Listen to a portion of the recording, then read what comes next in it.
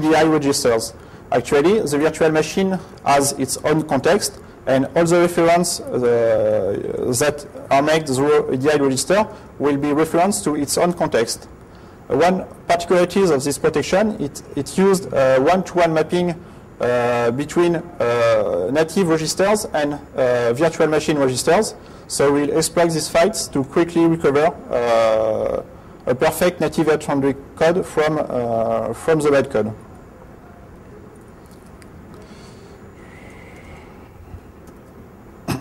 So as I showed to you, the whole bytecode is compiled on the fly into a native assembly. There's still a part of obfuscation, and the aspect of stack automaton is quite annoying because it's quite hard to analyze it by hand. So we want to get rid of that. And what we do is that we'll reuse the optimization module onto this code, and we inject abstraction into the code to remove reference to the virtual machine context. When we know that our reference to VDI registers are reference to the virtual machine context, we can get rid of them, and thanks to the one-to-one mapping, we can recover native registers. To inject in abstraction, we simply extend the native E800 CPU of Metasm, which is done quite easily in a few lines, and we will add the support for the virtual registers of the virtual CPU. So I will show you the same code once optimized and when we have injected abstractions into it.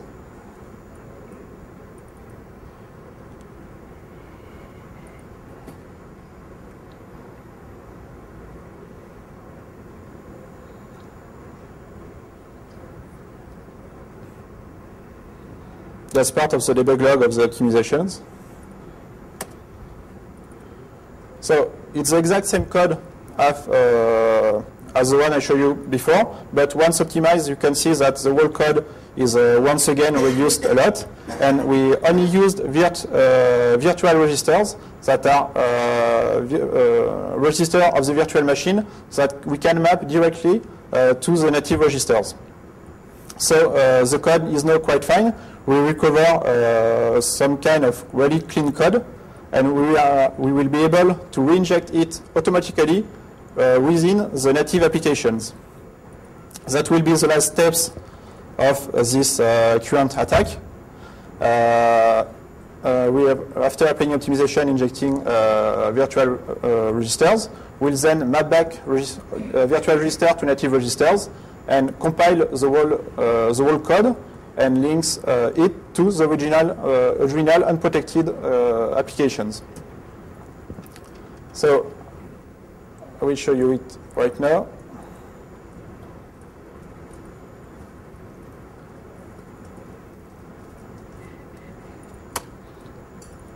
So here you have few colors.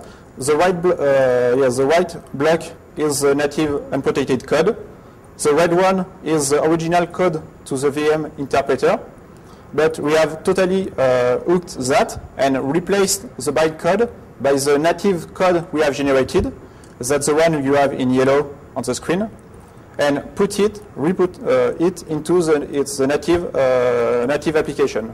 So what we have done is that we have automatically removed all the virtualization from the application.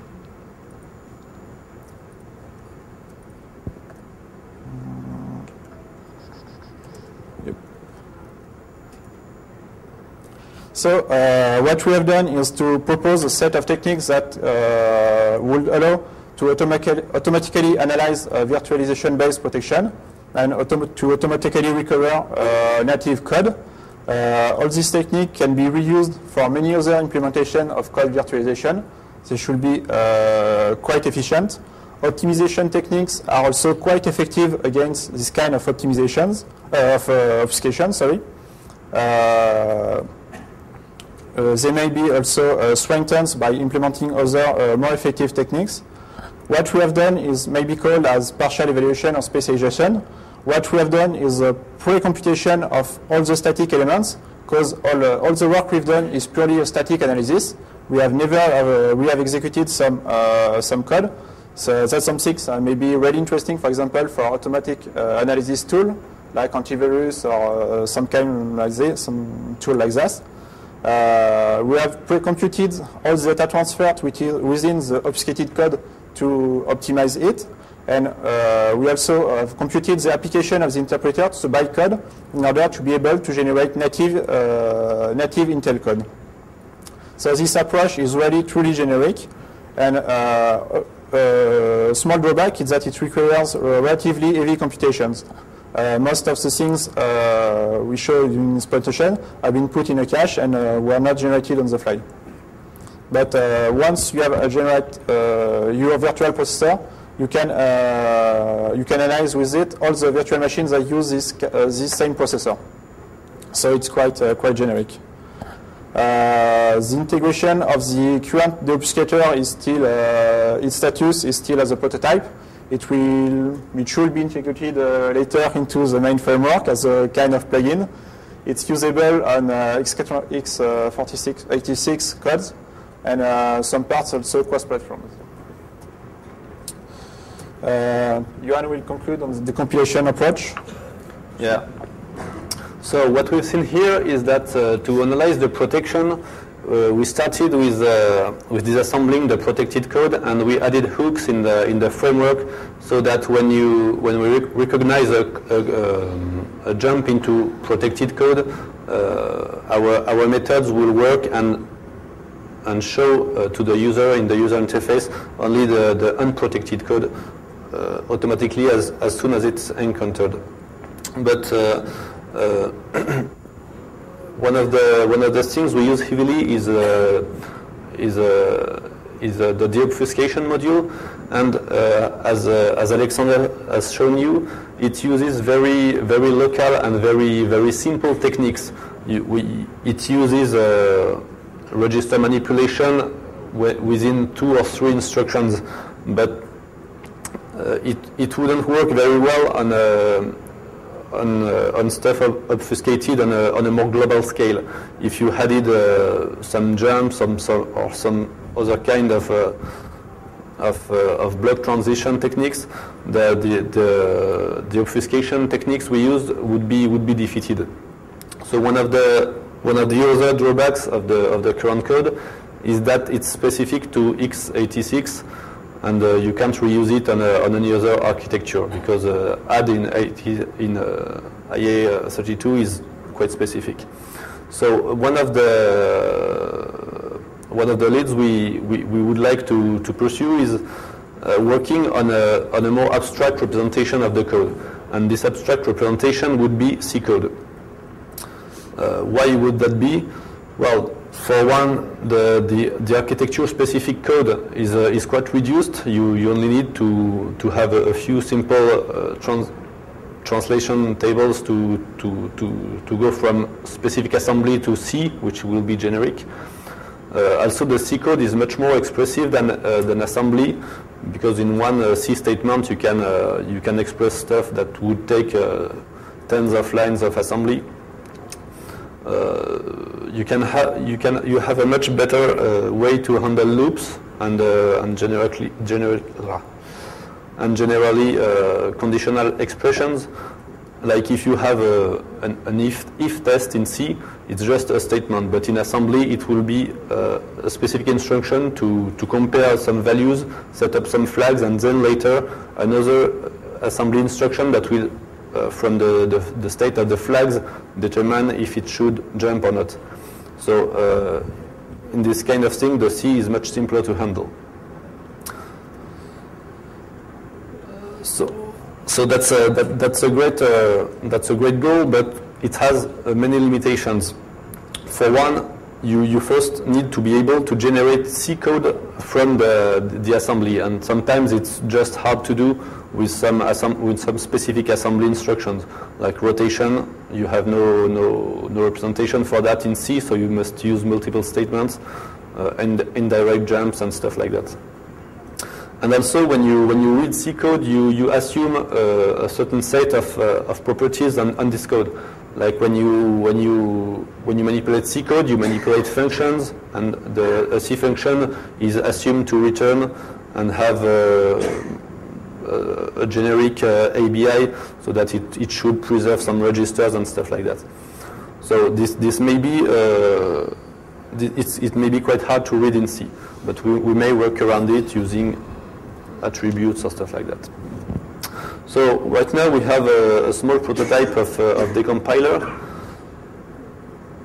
that I'll try to show you here.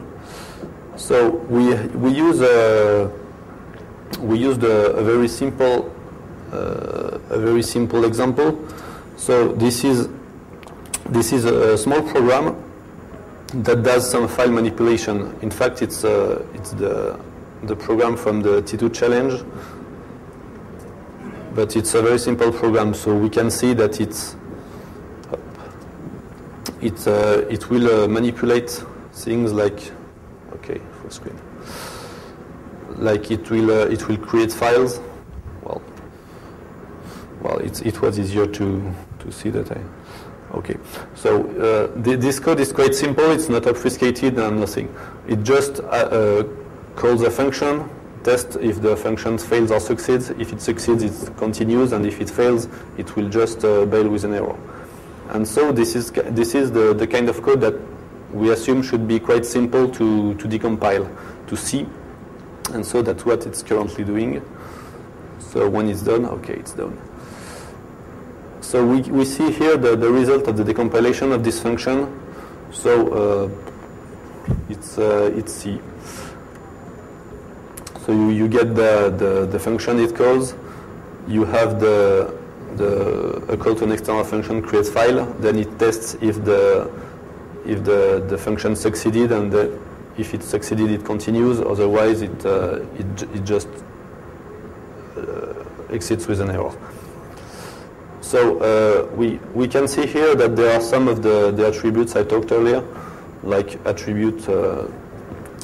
This is to allow the reverser to know that the decompiler has generated C code, but the C code is not generic C. It has some properties, like when you use the C variable EAX1. In fact, it's a representation of the EAX register at some point in the program. And so using custom attributes, you can add more meaning to the C, and it's easier to get back to the original assembly using that. So right now it's quite a prototype for the decompiler, but when it works, it would allow us to use much more complex deobfuscation techniques, and to use optimization techniques on C is also much easier, because you have all the academic research in this domain. So it would be, I think it would be a great tool to deobfuscate obfuscated code. Okay, so that's it with the presentation.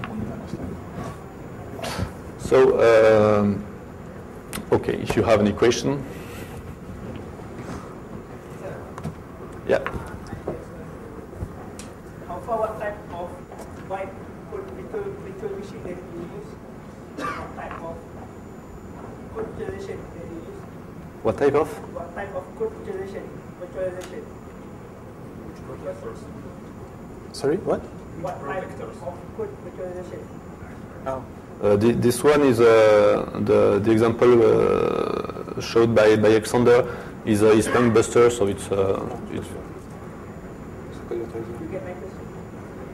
Yeah, so it's a protection used by Punkbuster, so it's used in commercial games and stuff like that. The VM you mean like Java sandbox in Linux, like that?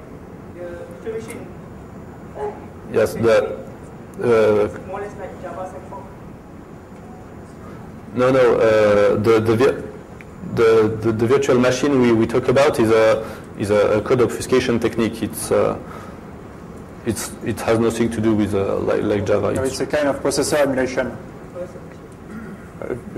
Small virtual processor emulation. Yeah. Sorry?